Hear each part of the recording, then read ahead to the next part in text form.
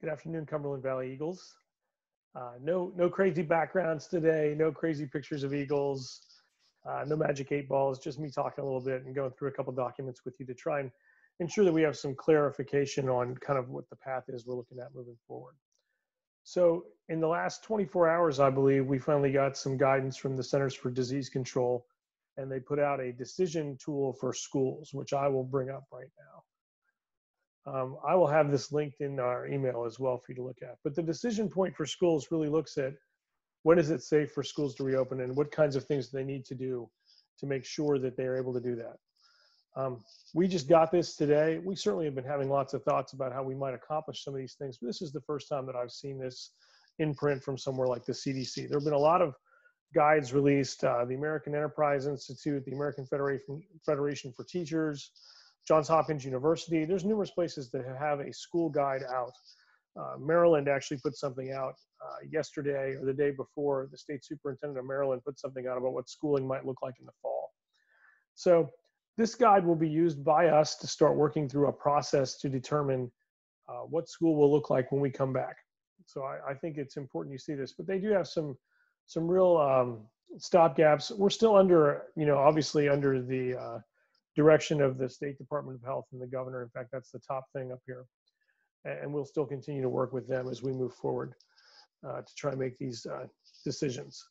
But it's going to be different. I think at this point we have to acknowledge the fact that school is going to look different in the fall than it has previously. It's certainly not going to be what it was March 12th.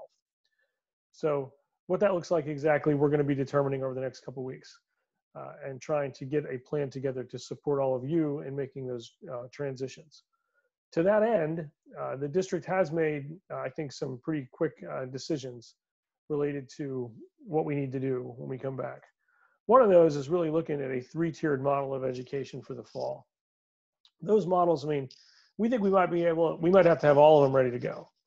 And I know that's challenging, but I think that's one of the things we're going to have to start thinking through. So you're going to start getting asked to really think about what an online only education might look like for 9 weeks. Not that we've made a decision that we're going to be going online only, but that we need to be able to do it. And we may have some students who choose to do that no matter what we have in terms of safety for other kids. So we want to make sure that we have available options for them as well. A blended format, we've discussed some of these things where some kids are in some days, some kids are in other days. It allows you to really do a lot more social distancing in a school, on transportation, all those kinds of things. So we're really trying to figure out what that might look like. And what does it look like for younger kids? And what does it look like for older kids? We know for younger kids, it's really important that they're at school, a lot more often, just so that their parents can continue to work. And so that, you guys who have little kids at home understand that as well. For older kids, they may be more able to function in a different format. And for kids who have, learning challenges or don't speak English, all those things can be really impactful, and we determine how we manage some of that. And then tier 3 really is pretty much we're back. We're figuring out how to do mostly social distancing at school. We think we, kind of have the virus in the rearview mirror, and we're mostly back to normal. So I think those are the types of modalities that we got to start really thinking our way through and make sure that we have a plan for. And so you will be asked by your supervisors to start developing plans for each one of those things. I want to be very clear. We have not made a decision as to what one thing we think is going to happen yet, but we think we need to be ready for any of them. To help support that, you will see if you look at our board agenda for Monday when it gets released here, that we are planning to purchase devices for 4 grade levels over the summer so that we will be 1-to-1 in grades 1 through 12 starting in the fall. We think we can make that happen, and we're ready and willing to get going on that. I think another big thing that you're going to see from us is that we are going to have to do this, and then I have to do this. We are going to be changing the calendar potentially. So the board is going to vote on an alternate school calendar on Monday night. This is not the final calendar at this point. This is an alternate that we will make a decision on in June. So at the June board meeting, we'll say, hey, we're going with the calendar we have, we're going with a different calendar, and this is the one that we're proposing.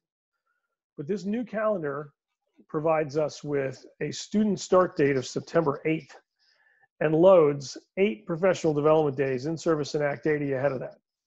So it gives us a tremendous amount of time, either flexible time in the summer with teachers, time during that time to try to make those decisions. It also helps us push back the calendar for things like transportation or screening or all the types of things we think we might have to do at school, and gives us, really almost 2.5 additional weeks before we would have to do that. So this calendar will also be attached in the email for you to review.